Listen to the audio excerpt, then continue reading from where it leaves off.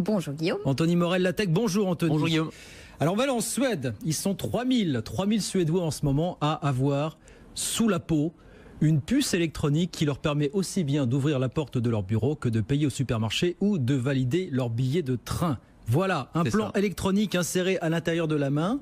Ouais, entre le pouce et l'index. Exactement, et qui vous fait la carte bancaire ou la clé, comme voilà, vous voulez, quoi. Exactement. On n'a plus besoin de se trimballer avec son smartphone ou avec sa carte bancaire. Tout est fait avec cette petite puce électronique qu'on implante. Alors c'est une. Ça fait pas mal. Non, alors ça pique un peu, disent ceux qui l'ont fait. Mais enfin, c'est une petite piqûre. Ça prend vraiment 30 secondes. C'est une opération très rapide.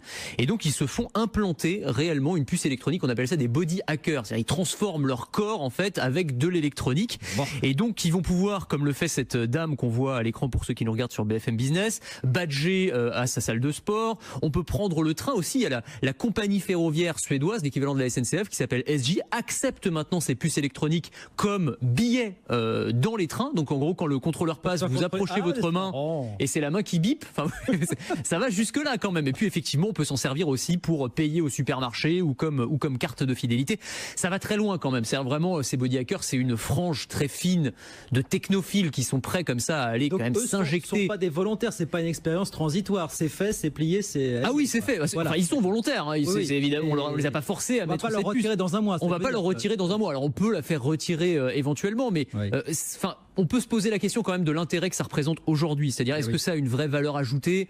On gagne un petit peu en confort, on n'a plus besoin de sortir sa carte ou son smartphone, mais enfin, est-ce que le jeu en vaut la chandelle? J'en suis pas sûr, d'autant qu'il y a des interrogations, y compris médicales. On ne connaît pas vraiment les conséquences à long terme que peuvent avoir comme ça l'injection d'un corps étranger à l'intérieur de la main. Et apparemment, il y a de plus d'entreprises qui proposent de remplacer là aussi le badge d'accès électronique par une puce insérée. Oui, alors ça va encore plus loin, mais effectivement, il y a des entreprises, alors en Suède, mais aussi en Belgique, aux États-Unis. La dernière, c'était une entreprise qui s'appelle Three Square Market, entreprise américaine qui propose effectivement, à la place d'avoir un badge, vous avez là encore une puce électronique qui va servir à badger, à ouvrir certaines portes, à utiliser la photocopieuse, à payer son sandwich ou son café à la machine.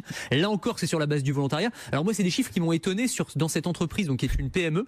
Il y a 80 salariés auxquels on a proposé cette puce et il y en a 50 qui l'ont accepté. Je trouve ça énorme. Je pense pas que si on proposait ça dans la rédaction, il y aurait 2/3 des personnes qui accepteraient. Donc ça m'étonne beaucoup. Mais en tout cas, voilà.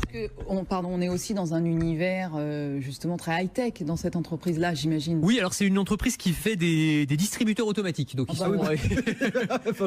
se transforment en distributeurs automatiques. Ouais, c'est ça. Mais bon, voilà. En tout cas, il y a un intérêt certain pour ces technologies qui, encore une fois, pour l'instant, à mon sens, ne servent pas à grand chose. Si même vous le dites. Non, mais c'est ça. Mais à terme, ils imaginent qu'on pourrait intégrer, par exemple, ça peut être un passeport, par exemple, quand on voyage, on n'aurait plus besoin d'avoir son passeport, tout serait intégré directement dans la main. Avec des puces qui s'inséreront et se retireront peut-être plus facilement. Enfin, éventuellement.